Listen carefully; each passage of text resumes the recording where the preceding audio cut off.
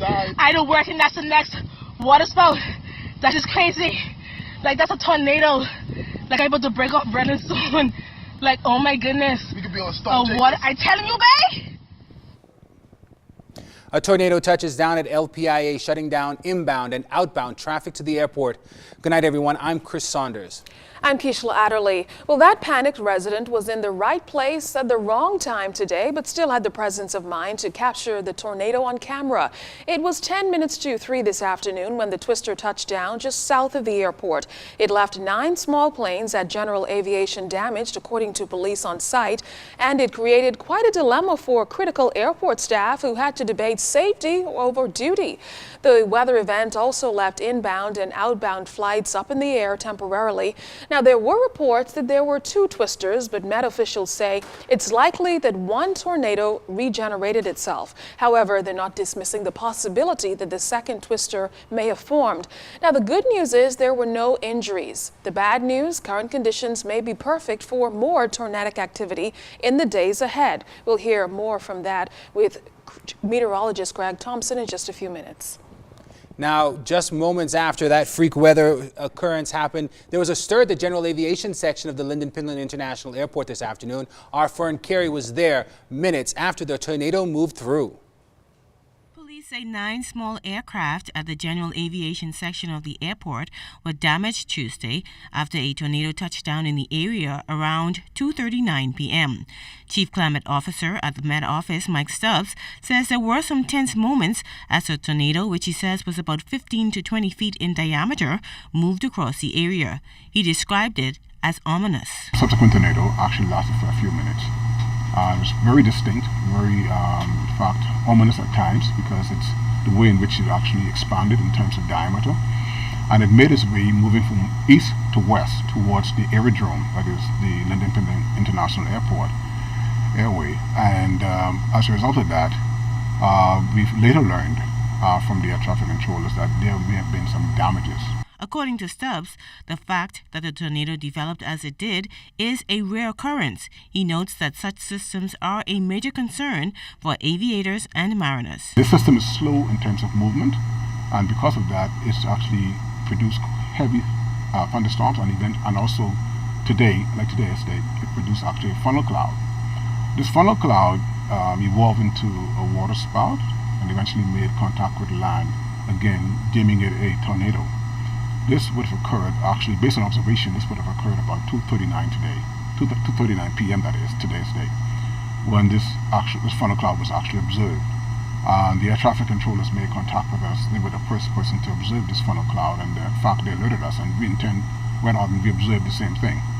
Now, fortunately, no one was injured during the incident. However, General Manager at the Airport Authority, Malo Butler III, says services at the facility were suspended briefly. And that has now we've reopened. So we haven't seen any other impact other than that.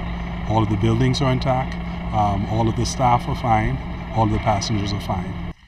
Police were soon on the scene conducting investigations. Officer in charge of the Western Division, Superintendent Alan Emmanuel. Our information thus far, there's about 9 aircraft, small aircraft, that's the damage. For most part, some got serious damage, and with 2 or 3 got the wings damage. It's at a preliminary stage of investigation between the police and aviation personnel. Meantime, the police investigation into this freak accident is ongoing, and the findings are expected to be released within the next few days. Fern Carey, ZNS Network News. Officials didn't have to go far to get this bit of professional experience. Right now, we're going to turn it over to meteorologist Greg Thompson, who had just left the office when the tornado touched down. Hello, Greg. Hi, Keishla. Good evening, everybody. Very busy day around the capital. As a nice shot here with that funnel cloud tornado that moved across the portions of the airport, doing quite a bit of damage out there. And conditions are very ripe for that right now because we still have quite a bit of tropical moisture across our area, and we have that thunderstorm activity going to continue through tomorrow. So be prepared. You may see another funnel cloud or tornado out there as conditions are very ripe.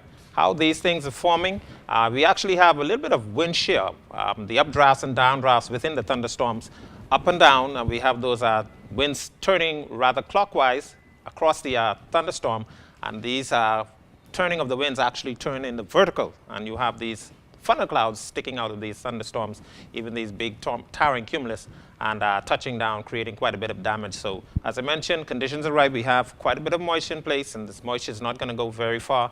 We expect it to be around for another day or two. So make sure you be prepared out there, because showers and thunderstorms will once again pop up tonight through tomorrow. Chris? All right, Greg, it seemed like it was a supercell that formed, and you talk about the conditions being ripe for it to happen. Should we still be on alert for more tornadic activity within the next few hours, within the next few half a day, for the next couple of days? How far ahead should we be thinking about tornadoes here in Nassau and throughout? I think it extended as far as North Andros as well.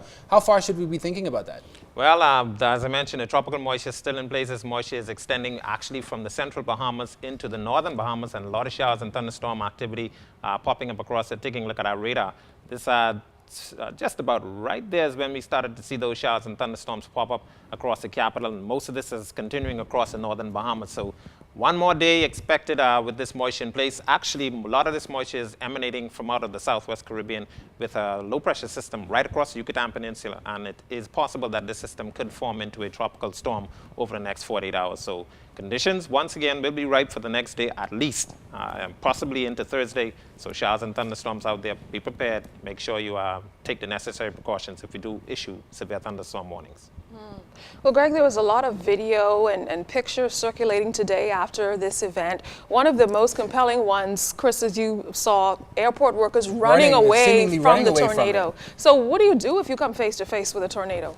Well, if you happen to be on the outdoors, very bad conditions out there, the best thing is to seek a safe shelter. And normally what you would do is you want to seek, if you're on the outdoors, some sort of a ditch or a very low-lying area. If you happen to be near a building, we want you to get indoors and get to the most secure portions of that building, which will probably be in the center of the building where a lot of the stronger walls, the stronger structure is. Keishla?